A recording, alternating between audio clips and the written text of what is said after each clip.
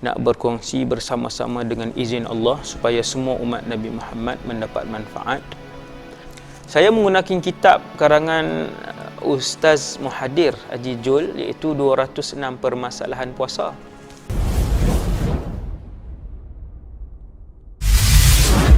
Assalamualaikum warahmatullahi wabarakatuh. A'udzu billahi minasyaitonir rajim. Bismillahirrahmanirrahim.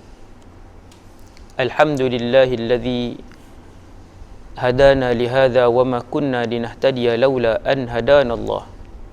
Asyhadu an la ilaha illallah wa asyhadu anna Muhammadan abduhu wa rasuluh. Wa safiyyuhu wa khaliluhu khairu nabiyyin arsalah. Arsalahu Allahu ilal alamin kullihi basyiran wa nadhira. Allahumma salli wa sallim wa barik wa azim wa an'im ala hadzal nabiyil karim. Salatan wa salaman daimaini mutalazimaini ila yaumiddin. Rabbi shrah li sadri wa yassir li amri wa hlul 'uqdatan min lisani yafqahu qawli. Allahumma hdi qalbi wa saddid lisani bihaqqi sayyidina Muhammadin sallallahu alaihi wasallam. Wa ba'd. Kita menggunakan buku 206 permasalahan puasa karangan Al-Ustaz Muhadir Haji Jul hafizahullah. Yaqulu al-musannifu hafizahullah nafa'ana Allah bihi wa bi'ulumihi fid darain amin. Kita sampai pada muka surat 11. Bahagian ketiga, berkata pengarang, penetapan awal Ramadan. Macam ni. Kita ni hari Ahad, bulan Syaban. Macam mana kita nak tahu bahawa masuknya satu Ramadan? Mungkin ada orang boleh bagi jawapan mudah. Lepas 30 Syaban, satu Ramadan lah Ustaz. Maka belum tentu. Sebab nak tentukan masuk satu Ramadan ialah dengan cara sama ada ru'yatul hilal, nampak anak bulan. Ru'yah itu kenampakan, kelihatan anak bulan. Ru'yatul hilal, bila nampak anak bulan, maksudnya esok satu Ramadan. Kadangkala dia jadi Syaban tak cukup 30, jadi 29 saja. 29 Syaban, kemudian nampak anak bulan, maka esok itu adalah satu Ramadan. Kan? Esok tu masuk satu Ramadan. Okey. Kita tengok yang itulah secara ringkasnya yang dibahaskan di sini. Ada lebih kurang 9 soalan. Nombor 1, cara menentukan awal Ramadan. Ada 2 cara nak tentu masuk satu Ramadan, ada 2 cara. Dan satu lagi masalah ialah kadangkala satu Ramadan di Malaysia tak sama dengan satu Ramadan di Syria. Satu Ramadan di Indonesia tak sama dengan satu Ramadan di Thailand, bahkan kadang-kadang walaupun Asia Tenggara. Begitu. Jadi ada yang lambat sehari, ada yang awal sehari. Untuk menetapkan, dalam ni ditulis thubut, thubut awal Ramadan, maksudnya masuk ataupun tetap awal Ramadan, satu Ramadan. Awal Ramadan tu satu Ramadan. Yang pertama, melihat anak bulan, ruqyah, ruqyah. Dia bukan ruqyah, dia bukan ruqyah, dia ruqyah. Ra hamzah, hamzah alal waw, ra hamzah alal waw, ya ta al-marbutah, ta'nis. Melihat anak bulan, ru'yah, yang dilihat oleh sekurang-kurangnya seorang saja, saksi yang adil dan dia mengakuinya. Saksi itu mesti adil dan dia mengakuinya. Jadi di Malaysia, apa yang berlaku di setiap negeri, jabat-jabat agama setiap negeri, ahli-ahli majlis fatwa, mereka bahagi tempat. Setiap negeri ada tempat-tempat tertentu untuk melihat meneropong anak bulan. Contoh di Kedah ni, di Menara Telekom di Al-Ustaz, di Bukit, di Pulau Sayak, Kota Kuala Muda. Itu antara tempat yang bila sampai tarikh macam bulan ni akhir bulan Syaban ini, mereka akan pergi tempat tu. Mereka akan pergi dan melihat di sana. Kalau kelihatan, maka puasa. Kalau tak kelihatan, esok tu tidak puasa lagi. Begitulah ditetapkan, no? Dan alhamdulillah di Malaysia ni dia punya sistem dia kan, setiap negeri melakukan acara melihat tersebut di tempat masing-masing, dan kemudian mereka buat keputusan lah, yang seterusnya diumumkan oleh penyimpan Maha Besar Raja-Raja lah. Kemudian tu yang pertama, seorang saksi cukup. Nombor 2, sempurna hitungan bulan Syaban 30 hari. Yang ni dengan cara hisab, kiraan. Yang pertama tadi dengan ru'yah, melihat anak bulan, meneropong anak bulan, melihat pun boleh. Ataupun yang kedua dengan cara hisab. Hisab ni ialah kita kira cukup Syaban 30 hari, esokkannya tu tak boleh buat fatwa dah, tak boleh ijtihad dah. Bila cukup Syaban 30 hari, esok tu wajib 1 Ramadan. Dia tak ada 31 Syaban, takkan berlaku, mustahil. Tuan-tuan, bulan Islam tak ada 31. Itu kaedah. Daripada Muharram, Safar, Rabiul Awal, Rabiul Akhir, Jamadil Awal, Jamadil Akhir, Rejab, Syaban, Ramadan, Syawal, Dzulqa'dah, Dzulhijjah, takkan ada 31. Sama ada 29 ataupun 30. Nak sabit 1 Ramadan sama ada dengan melihat anak bulan, ataupun yang kedua cukup 30 hari bulan Syaban. Maka keesokan tu mesti 1 Ramadan. Sama macam nak tentukan 1 Syawal pun ada 2 macam itulah cara. Kemudian hakim syar'i wajib terlebih dahulu membuat pengumuman adanya keputusan ru'yah tersebut. Maka di Malaysia ni prosedur dia negeri, hakim syar'i, kemudian diumumkan oleh keputusannya oleh penyimpan Maha Besar Raja-Raja lah. Maka wajiblah semua orang Islam yang berada dalam lingkungan satu matla', ittihadul matla', kesamaan matla', tempat terbit anak bulan daripada tempat bulan dilihat untuk berpuasa. Bila di Malaysia ni, bila penyimpan Maha Besar Raja-Raja dia umum sekian-sekian tarikh, maka wajib kesemua ikut tarikh tersebut. Kesemua ni siapa? Kesemua yang berada dalam satu yang sama matlaknya. Kesemua orang Malaysia yang berada pada tempat yang sama matlak, wajib ikut keputusan tersebutlah. Okey. Kemudian muka surat 12. Maksud sama atau berbeza matlak. Ketika di suatu daerah melihat anak bulan hilal, waktu dalam kitab Arab disebut ru'yatul hilal, melihat anak bulan. Ketika di suatu daerah melihat anak bulan, maka wajib penduduk di daerah yang berdekatan, iaitu bukan daerah yang jauh dengannya, untuk berpuasa. Contoh macam ni, di Kedah ada beberapa tempat yang dilihat anak bulan. Bukan semua daerah. Di Kedah ada berapa belas daerah, 12 daerah. Adakah semua daerah ada tempat untuk melihat anak bulan? Tidak.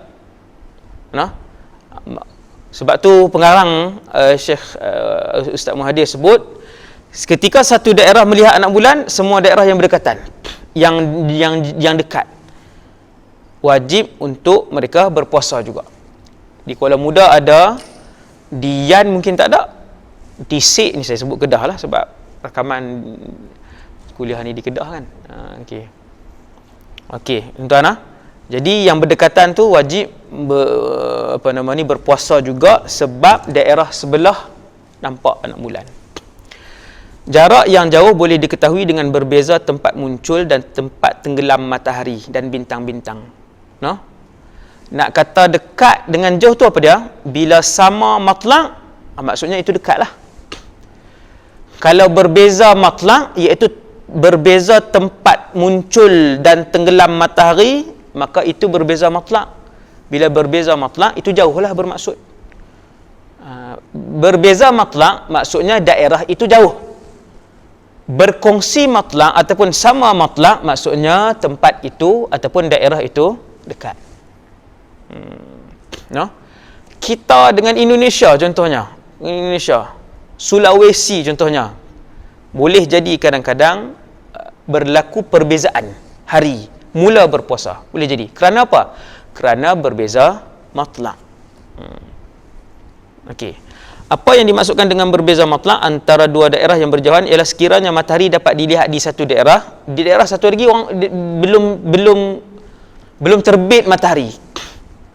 Kan? Berbeza yang jauh. Perbezaan yang sangat banyak, no? Perbezaan yang sangat banyak. Selalu itu antara ukuran untuk mengetahui dekat atau jauh berbeza matlaq itu.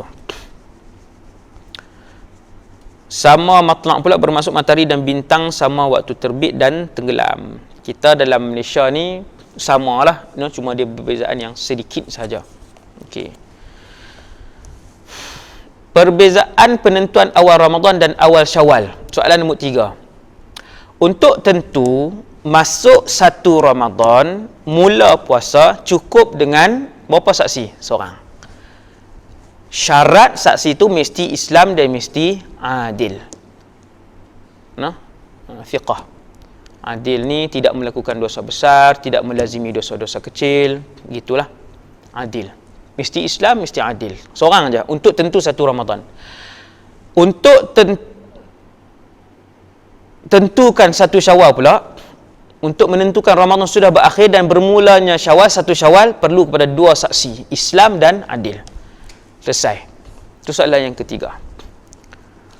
Okey, soalan yang keempat. Antara ru'yah, melihat anak bulan dengan hisab, yang manakah didahulukan? Mana yang lebih kuat? Ru'yah ke hisab? Ru'yah itu kelihatan anak bulan, hisab itu yang kira cukup berapa hari itu.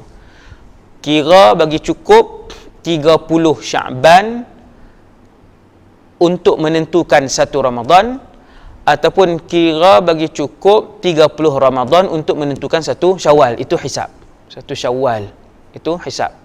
Antara ru'yah dengan hisab, yang manakah didahulukan? Apabila berlaku pertembungan antara ru'yah dan hisab, hendaklah didahulukan ru'yah.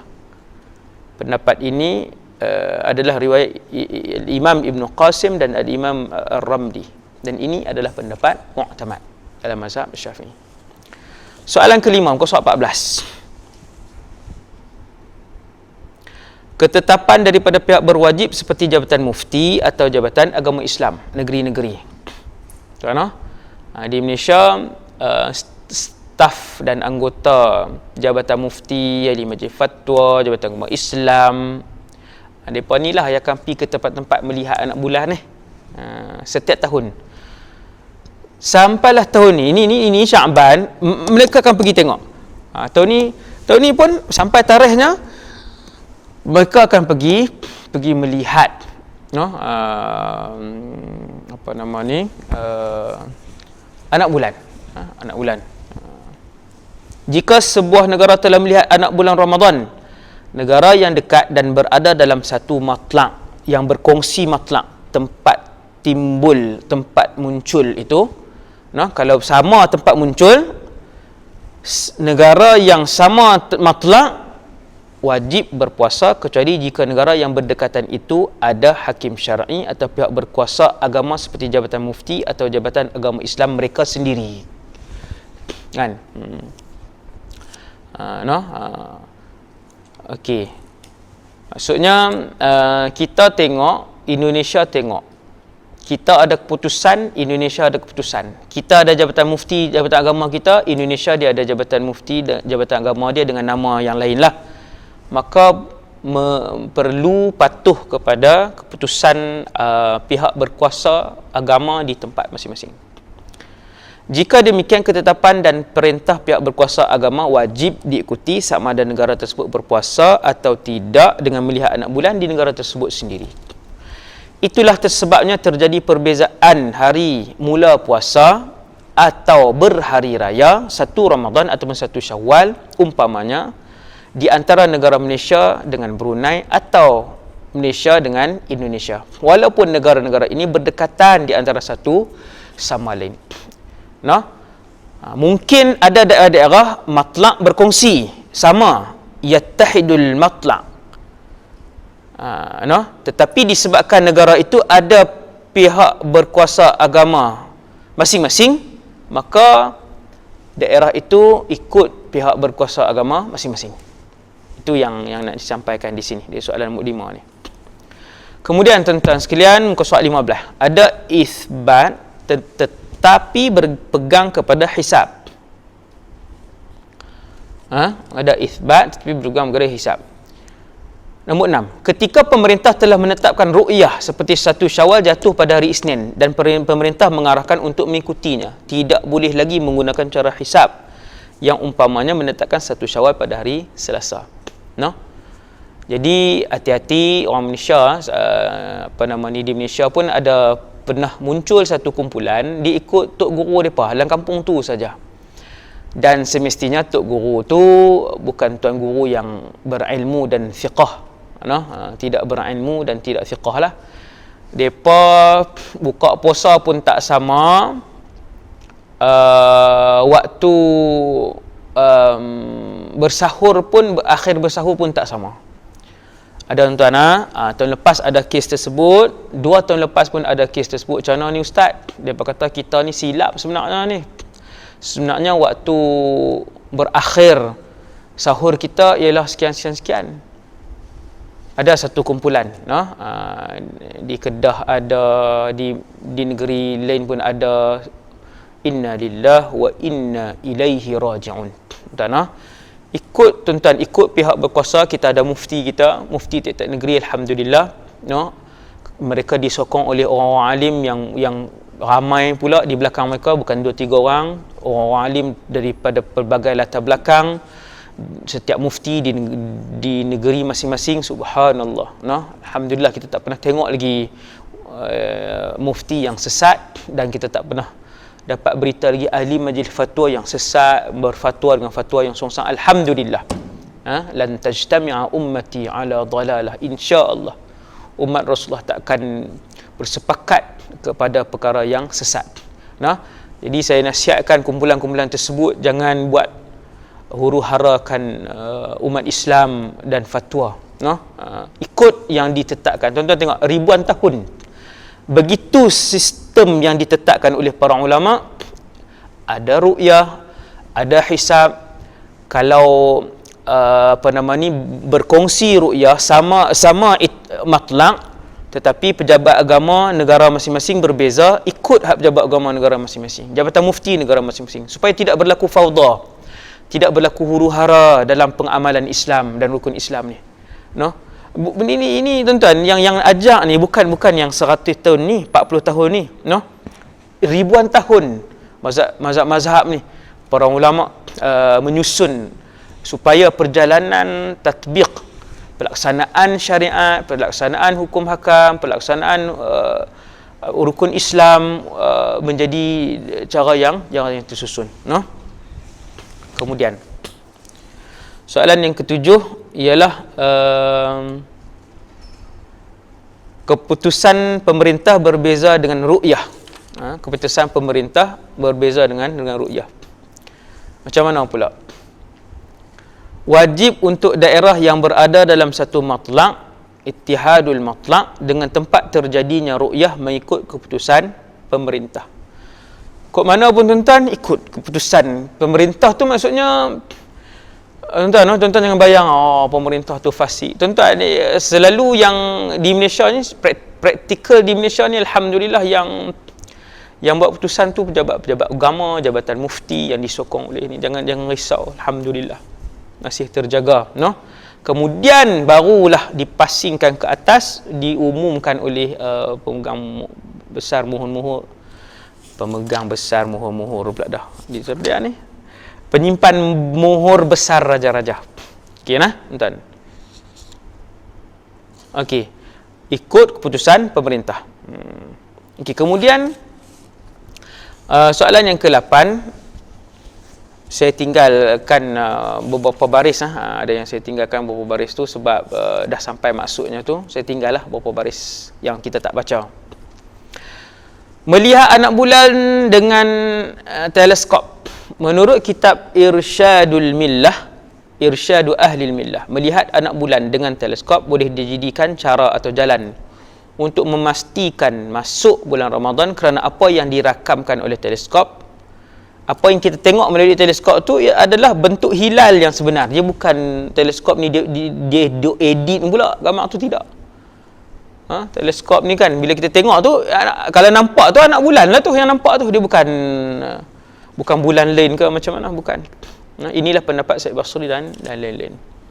Kemudian soalan yang terakhir untuk bab 3 ni, mimpi penentuan awal atau akhir bulan Ramadan. Bermimpi. Ijma' ulama mengatakan bahawa khabar daripada mimpi tidak dapat dijadikan hujjah dalam penentuan awal atau akhir bulan. Walaupun khabar daripada mimpi itu datang daripada Nabi. Bukan tidak percaya kepada Nabi, tetapi mungkin orang yang bermimpi itu tidak faham apa yang sebenarnya dimaksudkan oleh Nabi sallallahu alaihi wasallam dalam khabar baginda kepadanya. Tuan-tuan, mimpi siapa-siapa pun, dia mimpi itu bukanlah al-adillah asy-syar'iyyah. Dia bukan dalil syar'i. Tak faham macam ni. Mimpi bukan sumber untuk mengeluarkan hukum. Sumber untuk dijadikan hujah mengeluarkan hukum, bukan mimpi. Sumber untuk rujukan hukum, mengeluarkan hukum, Quran, hadis, ijma', qiyas, istihsan, masalihul mursalah, amal ahli Madinah, syar'u man qablana, saddud dhara'i', yang tu. Yang tu adalah al-adillah asy-syar'iyyah. Kalau al-adillah asy-syar'iyyah al-muttafaq 'alaiha, Quran, sunnah, ijma', qiyas. Di sisi ahli sunnah lah, di sisi ahli sunnah wal jamaah. Mimpi ada termasuk tak daripada dalil syarak ni? Tak ada, mimpi tiada. Walaupun kita mimpi Nabi beritahu esok puasa, boleh tak dijadikan sandaran untuk dijadikan dalil? Tidak. Yang pertama, macam mana kamu tahu itu Rasulullah? Itu satu. Yang kedua, bukan kita tidak percaya kepada Nabi kalau betul itu Rasulullah, tetapi kita tidak faham maksud sebenar yang disampaikan oleh Nabi dalam mimpi tersebut. So, untuk pengetahuan saya dan kita semua, mimpi bukan sumber hukum.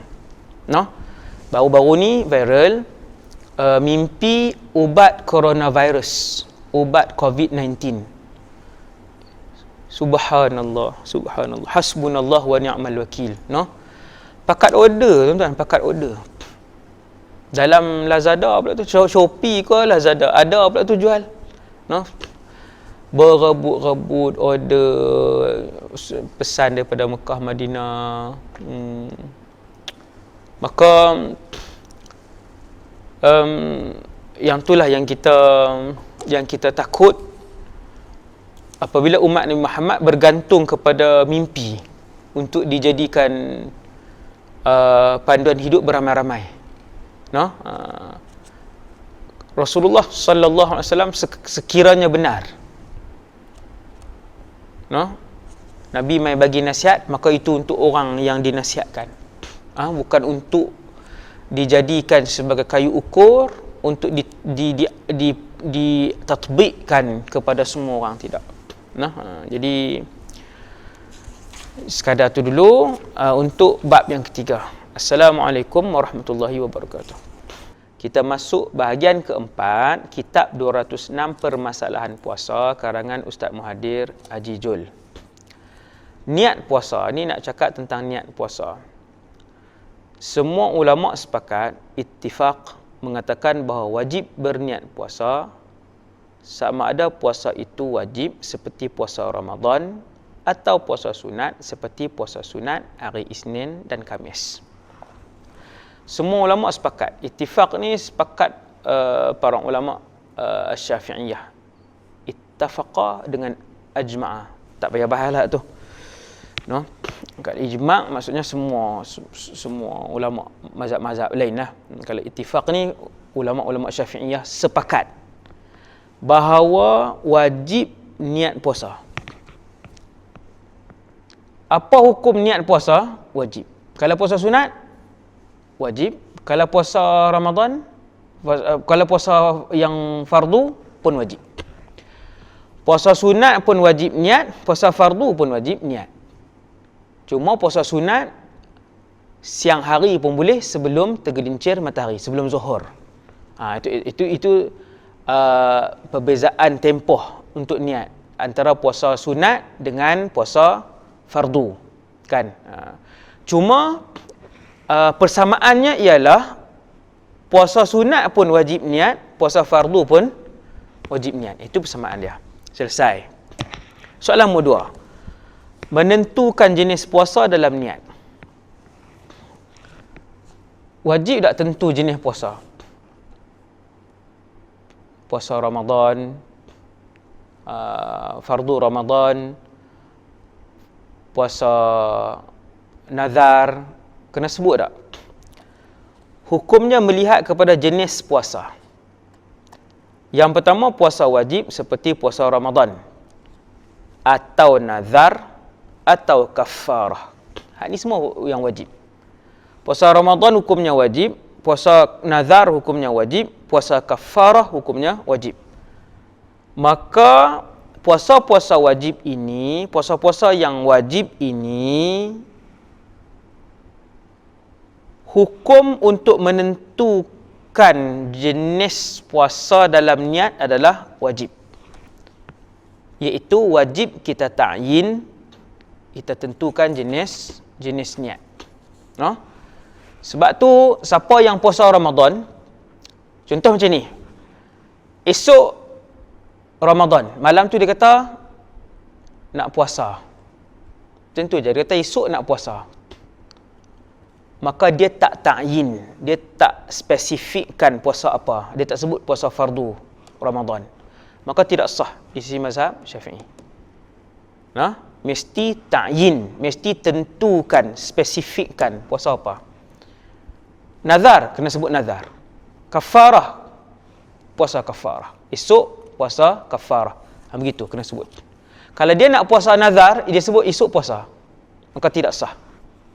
Esok aku nak puasa, maka tidak sah sebab dia tidak ta'yinkan. No? Di sisi mazhab Syafi'i, semua puasa wajib mestilah dita'yinkan niatnya. Mestilah dispesifikkan niat pada malam tu, mesti dispesifikkan nak puasa apa esok. Itu satu. Kemudian puasa sunat pula lain. Puasa sunat ada yang ada waktu seperti Isnin, ada waktu dia. Puasa sunat Khamis, puasa sunat Ashura, puasa sunat Syawal, 6 Syawal, dia ada waktu dia. Hukumnya tidak wajib ta'yin. Tidak wajib ta'yin. No? Saja aku puasa esok hari. Boleh untuk puasa Syawal. Tetapi disyaratkan mentakyin supaya mendapat pahala yang sempurna. Nak pahala sempurna, takyinkan. Saja ke puasa sunat Syawal esok hari. No? Bukan tang esok hari tu, tang puasa apa tu. No?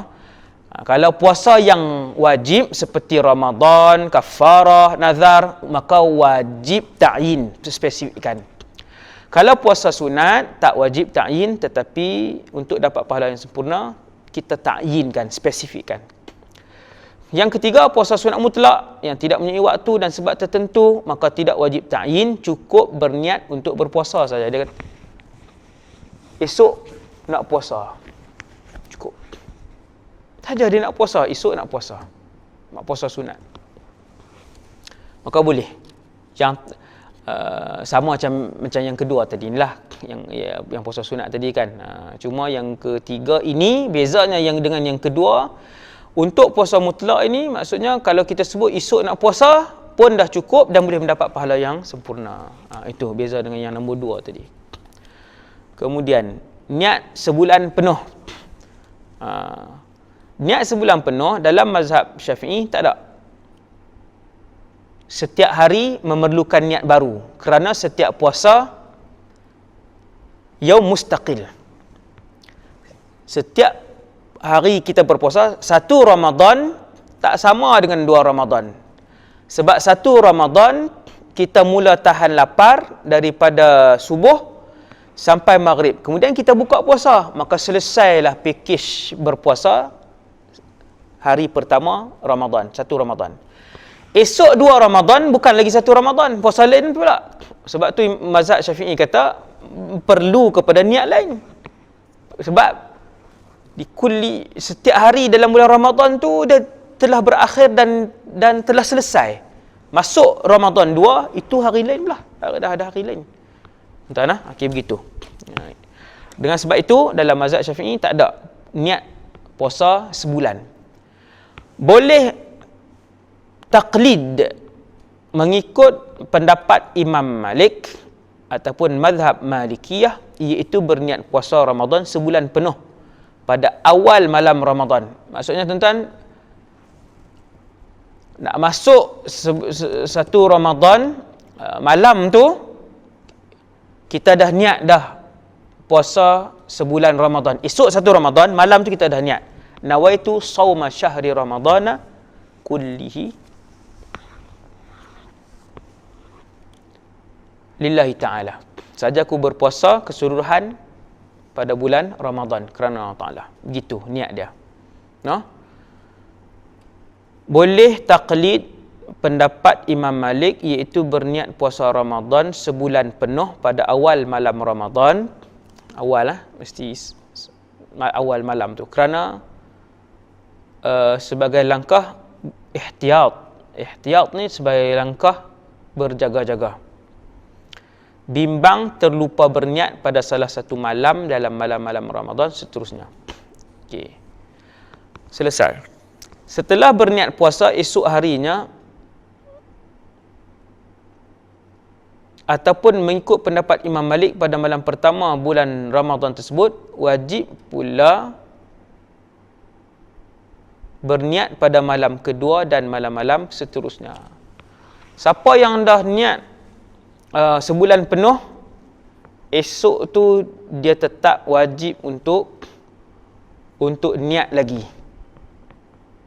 untuk puasa yang kedua, Ramadan yang ketiga, Ramadan yang keempat, Ramadan yang kelima. Tiap malam tu dia tetap kena niat. Lepas tu yang tadi dah puasa sepenuh tu, yang puasa sebulan, niat sebulan penuh tu, yang tu kita taklid mazhab Maliki, no? Sebagai langkah berjaga-jaga, no? Boleh bertaklid pun begitu. Ulama mazhab Syafi'iyah tetap ajak kita bila masuk Ramadan kedua, ketiga, keempat pun tetap wajib tabyitun niyah, iaitu berniat pada waktu malam. Setiap malam perlu berniat juga. Kemudian soalan yang keempat, berniat setiap malam dalam bulan Ramadan. Walaupun dibolehkan bertaklid mengikut mazhab Maliki dengan berniat pada awal malam bulan Ramadan untuk sebulan penuh, berniat pada setiap malam bulan Ramadan adalah wajib juga. Ini yang kita sebut tadi, yang kita dah bahas dah tadi. Nah, muka surat sebelah. Sebab ilah, bukan ilah, ni illah. Kena buat pembetulan sikit ni. Illah. Illah kenapa wajib berniat puasa pada waktu malam setiap malam dalam mazhab Syafi'i ialah setiap hari dalam bulan Ramadan adalah suatu ibadah yang tersendiri. Ramadan 1 dia ada mula, ada habis. Ramadan 2 dia ada mula, dia ada habis, berakhir. Sebab tu dia perlu niat. Dia perlu niat baru. Masuk malam kedua niat lain, masuk malam ketiga niat puasa Ramadan semula, Masuk malam keempat, niat puasa Ramadan lagi untuk esoknya. Masuk malam kelima, niat puasa Ramadan lagi untuk malam keesokannya. Sebab setiap malam puasa Ramadan itu telah pun berakhir mengikut hari-harinya. Bila masuk hari yang baru, memerlukan niat yang baru. Itu hujah dalam mazhab Syafi'i. Dalam mazhab Syafi'i ialah setiap hari dalam Ramadan adalah suatu ibadah yang tersendiri atau terpisah-pisah yang tidak ada kaitan dengan hari sebelumnya atau selepasnya. Sebagai contoh, puasa hari ini tidak boleh dikatakan batal kerana puasa semalam atau esok harinya batal. Apa bukti hujah di sisi mazhab Syafi'iyah bahawa puasa hari ini dia tak ada kena-mengena dengan puasa semalam? Antara hujahnya ialah seseorang yang batal puasa pada hari Ahad, hari Isnin takkan dikatakan batal juga. Ahad lah, puasa Isnin, puasa Selasa. Itulah hujahnya. Kemudian yang kelima, dan yang terakhir, lupa niat pada waktu malam, tabyid. Apa maksud tabyid? Niat pada malam hari. Itulah tabyid. Seseorang yang terlupa berniat puasa pada malamnya, tidak sah puasanya. Malam tadi dia tak niat, tak sah. Jadi satu orang yang nak berpuasa esok hari, dia kena niat malam tu. Dia tak boleh lepas subuh. Dia mesti niat bermula selepas maghrib sampai sebelum subuh. Tu bahasa mudah. Contoh, esok Isnin. Contoh, esok Ramadan. Tak kira lah berapa Ramadan. 6 Ramadan ke, 1 Ramadan ke, 18 Ramadan ke. Esok Isnin Ramadan. Bila dia boleh niat, tabyid itu bermula bila? Tabyid itu bermula lepas daripada maghrib. 7.30 contohnya maghrib. Start 7.30 sampailah subuh, dia boleh niat. Aku nak puasa Ramadan esok.